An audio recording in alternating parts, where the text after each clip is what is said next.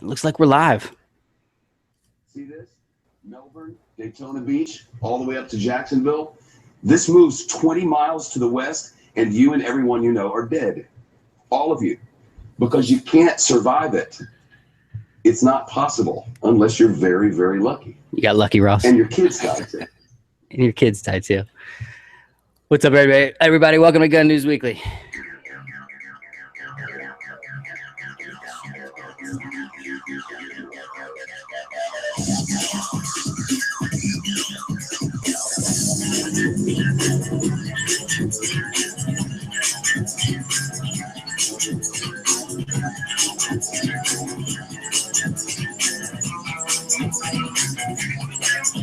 Here we go. A taser story. We're still going to talk about that, Ross. I'm looking forward to that conversation. That'd be interesting. Thanks to L2Dcombat.com and Keybar.us. They're our sponsors tonight, along with Kenai Pro Gear. Make sure you go check it out. Hey, Ross, nice new shirt. Hey, thanks, man. It's pretty cool.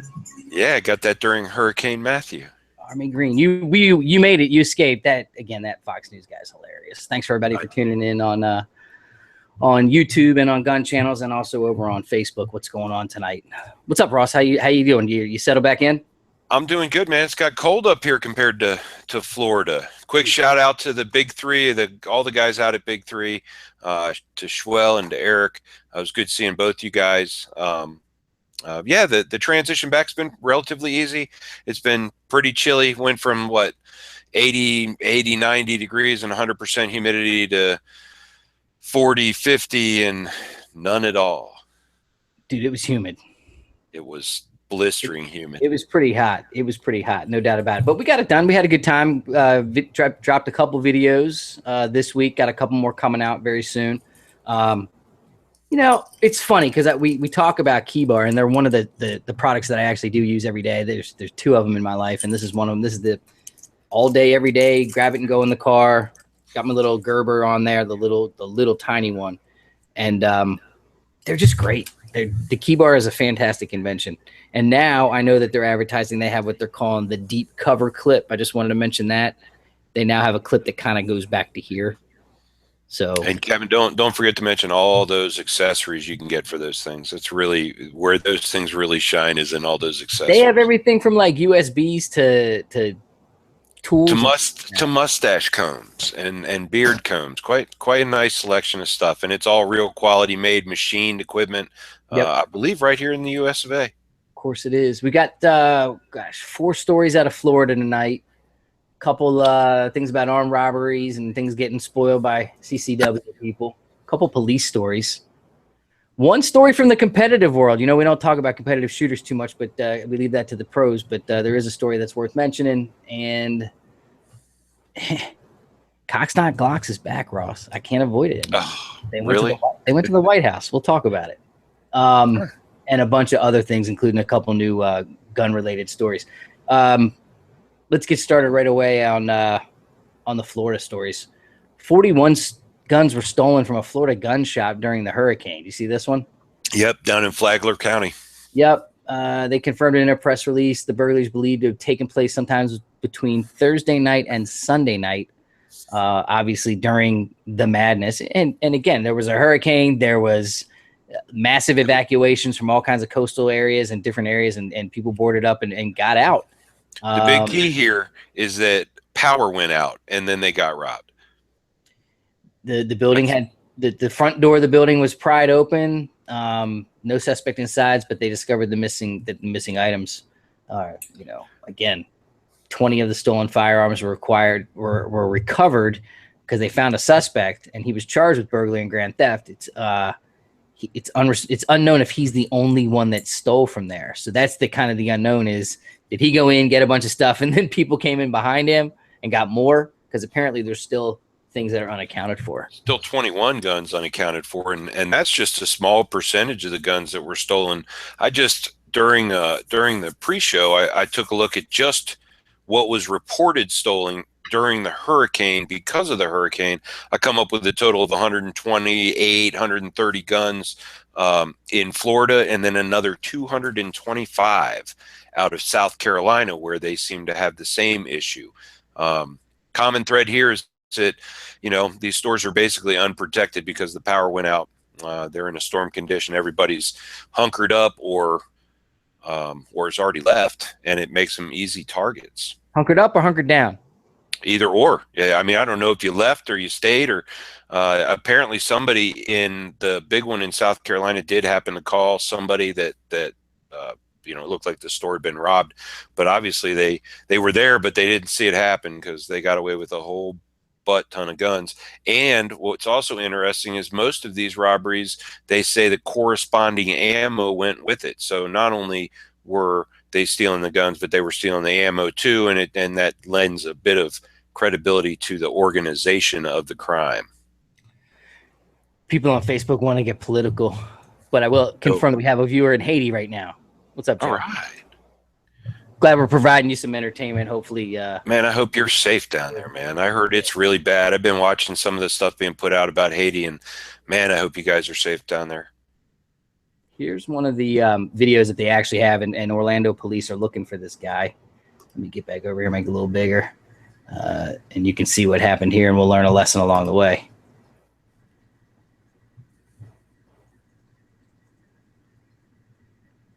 As you can see, he checks both the doors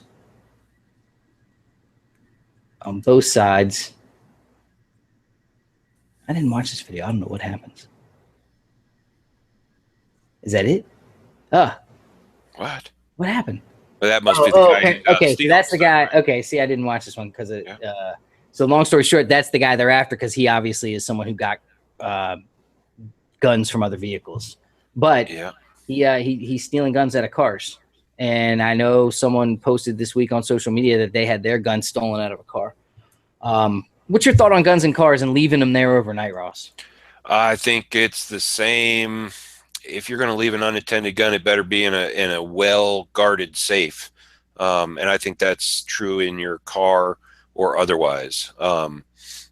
If it's not on me, it's in a safe. It's secured to a wall somewhere that nobody can pry it off of, or out of a trunk safe of some sort that nobody can pry it out of. Otherwise, carry it with you, right? Yeah. I mean, nobody wants to lose their prized possessions, and a lot of us who own guns look at them that way. That yes, they're tools, but they also they carry a bit of personal pride with them. So nobody wants to see their guns stolen. Keep them locked up. Yep, agreed. Another story in Florida. This one's shitty. Former gangbanger turned activist fatally shot while on vacation. Authorities in Miami Beach are investigating a Sunday morning shooting that left a former gang member turned anti-violence activist dead. Levon Walker, was 30, was shot twice while standing on a street corner outside of a cafe around 7 a.m. He was a former gang member who became involved in the Save Our Streets as an outreach worker and used his background to help influence youth to make better choices.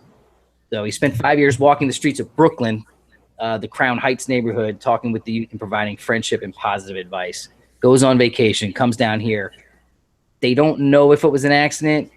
There's people that are saying it didn't look random. There was another police report that I read where they're saying that, you know, they don't know. 3 men walked straight towards the cafe where he was standing and opened fire, and no one else was injured. Sometimes you can't escape your past. I mean, that was my takeaway from that thing is, you know, sometimes you can't walk away, and you got to hand it to the guy for I mean, I'm sure he knew that too. I'm sure at some level he knew that he took a risk walking away. You always hear about that. So hats off to him for doing good stuff. I'm sorry to have to see that, you know, things end that way, but it's funny, man, because now we do this thing on Facebook and the Facebook people want to interact, and I don't want to leave them hanging. Joe helped save 4 people while in Haiti so far. He's reporting back. Yes. Joe Biggs, who's regular on the show, comes in, talks about guns and stuff with us all the time. And then Scott, I'm your daddy. That's the answer. So is Joe watching through Facebook? Yeah, apparently so. I'm watching you, Joe. It's great to see what you're doing down there with that gal and her husband and whatnot. I think that's awesome work, brother. There you go. Back to Florida. Group, and this is going to kind of parlay to another story. Group pushes for assault weapon ban in Florida. I saw that. Small gun control organization using the Pulse nightclub mass killing as a call to action is making the long shot attempt at bringing a ban on some semi-automatic firearms in their magazines to Florida. Terming themselves the Florida Coalition to Prevent Gun Violence, they emerged from the State League of Women's Voters Gun Safety Committee, whatever that might be. But they've got a couple goals: bring universal background checks and a statewide ban on, quote, all semi-automatic assault weapons and large capacity feeding devices to Florida. I think if you're going to start an organization that has a hatred of something, you should first learn about the thing that you hate, because if you think about what they're saying they want to ban, it really comes down to you have no idea what you're talking about. And not only that, you're talking about a state that again was the pioneer for concealed carry. We have 1 million concealed carry permit holders right now that again, she writes here, quote, we're horrified by the type of weapon that was used at Pulse.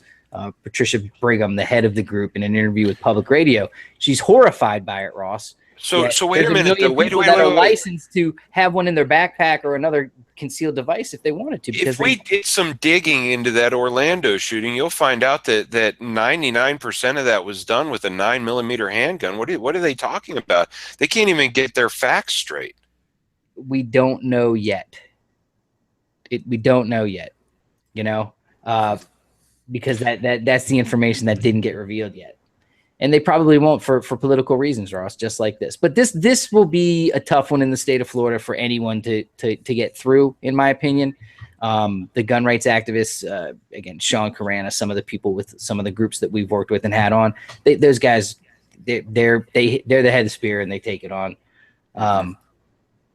Now, again, I'm not even going to respond to Paulo. What's up, Paulo? What else? The other thing that kind of relates to, however, is that the gun groups react to the debate between Clinton and Trump. We're not going to go political, of course, maybe at the end. But basically, they touched on the Second Amendment a couple times, so we want to talk about that. Basically, they kind of gave their stances, but they're still both very vague, and then we know what the real story is. I have never been so uncertain in my life as to the future of a God-given right, a natural right at that. I just have never imagined, Kevin, that the first or the second would be in jeopardy. And now we're looking at a time where it's just so uncertain. Trump talks a good game, and recently, you know, the difference between him and her in this campaign to me is he's out in public every day, almost every day. And he does it at good times during lunch break and at 6 o'clock, and he knows when to hit it. She's not very much around. So all you see about her is these conspiracy type folks making videos, and then also some alternative news that are digging, but she doesn't say much. But so all we have is the things that she said in the past. Trump vows to, quote, respect the Constitution and the Second Amendment and understands what it means. What they talked about during the thing that was interesting that no one said, wait a minute, what does that mean? Is they vowed to stop the background checks. They vowed to go for universal background checks and stop, once again, the gun show loophole and the online loophole, as she called it. So there are still people, hold on, on a national debate, they still allowed the misnomer that you can buy a gun online and have it shipped to your house. They just let that go out there again, and no one stood up and said anything about it. And again, once it's out of the bag, you've already got. So there are people that now believe there's an online loophole and a gun show loophole. What we're talking about is private sales transfers of weapons between private individuals, sometimes in the setting of a gun show. I think that we all know that the narrative has been put out there, and unless you're in the know, unless you pay attention, the narrative is going to stick, whether it's true, false, or indifferent, unless you know the difference. And this is just a case of that ignorance goes all the way to the top of the food chain in this one. We really need to get educated. We need people to educate people, and we need to be more educated about what they're what their ultimate goal is, because it has nothing to do with ARs. It has to do with semi-automatic rifles. So, you know, in 10 years, we'll all be shooting muskets. Well, there's people online that are saying some things, and I'm getting some comments. Some as executive orders are coming. Quote here from, who wrote this? Bob Owens, editor of Bearing Arms. He wrote, what Clinton wants to do is outlaw the private sale or transfers, including borrowing of firearms between law-abiding citizens, including friends and family members. The real purpose behind universal background checks is a de facto gun registration scheme. We've had this conversation before, Ross, too. You know, we both believe that when you go buy a gun at a store, you go and you fill out a form and they call it in and do a NICS check. There already is a de facto gun registration in America. It's just not public, and they talk about it. Absolutely. And here in Colorado, we're required to do background checks, and we have to fill our forms out. If I want to give my son a gun, I have to fill out a form. If I buy it from any relative, I have to fill out a form. It's any sale needs to be documented. You need to have your you know, standard form you'd fill out at a gun store. Matter of fact, you have to go to the gun store. They charge you $8, I think, to do it. And that's if I'm going to sell it to you, if I'm going to give it to you. Heck, when I got that stuff sent over to me, I had to fill one out before I could pick it up from the gun shop. So our good friend Shannon Watts is using the language again. You know, they're even Judge Scalia, God rest his soul, and I'll use him for my political gain. She doesn't say, you know, like America's from all political stripes supported common sense gun safety measures. Whatever. That's the narrative. So if you don't know otherwise, that's all you have to hear. That's all that's out there. We need to have our side out there going, this is ridiculous. And I think we're starting to see more and more of that happen. I just think we're so far behind the wave that it's going to have crashed before we get there. So it's possible. It's possible. Thanks everybody on Facebook. If you want to chat more, I'm going to stop looking at this thing because it's really distracting me. Go jump in on the YouTube channel on Gun News Weekly if you don't mind, and throw your comments there as well. Well, again, it's coming, Ross, one way or the other. Either, you know, you and I got a little heated for about 5 minutes right before you left because, as I said 2.5 years ago, I don't want her here. I think she's disgusting.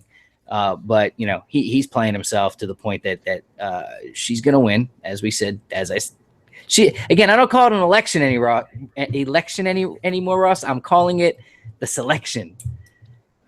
I'm drowning it all. It's not an election. It's a selection. And she's been selected. She's next, as I said, many shows ago. So anyway, it's coming, though. It's going to be interesting to watch. We got to stand up for our rights.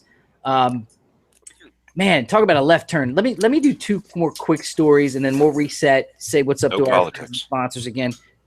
Armed robber shot dead by CPL holder in burger joint parking lot Friday night in a Tacoma, Washington hamburger restaurant.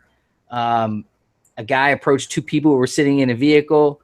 He attempted to rob them at gunpoint. He was unaware that the passenger was also armed. The passenger retrieved his gun and shot him. He was driven to a hospital, and it's unfortunate. Yeah, he actually passed away as a result of the wounds.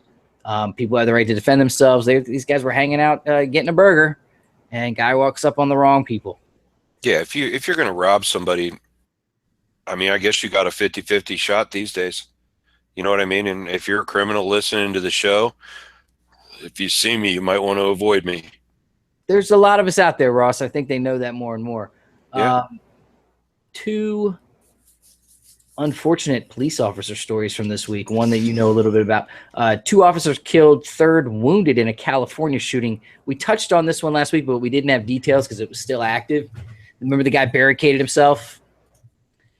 Yeah. Palm Springs, California. Or was that? No, this is a different one, Ross.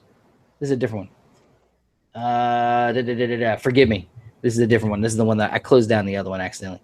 There was a disturbance call. The cops show up. They were fired upon immediately by a known gang member, John Felix, through the closed door of a house he was occupying. He then barricaded himself in the home. Several-hour standoff. SWAT members descended on the house, capturing him alive, but he did shoot and kill 2.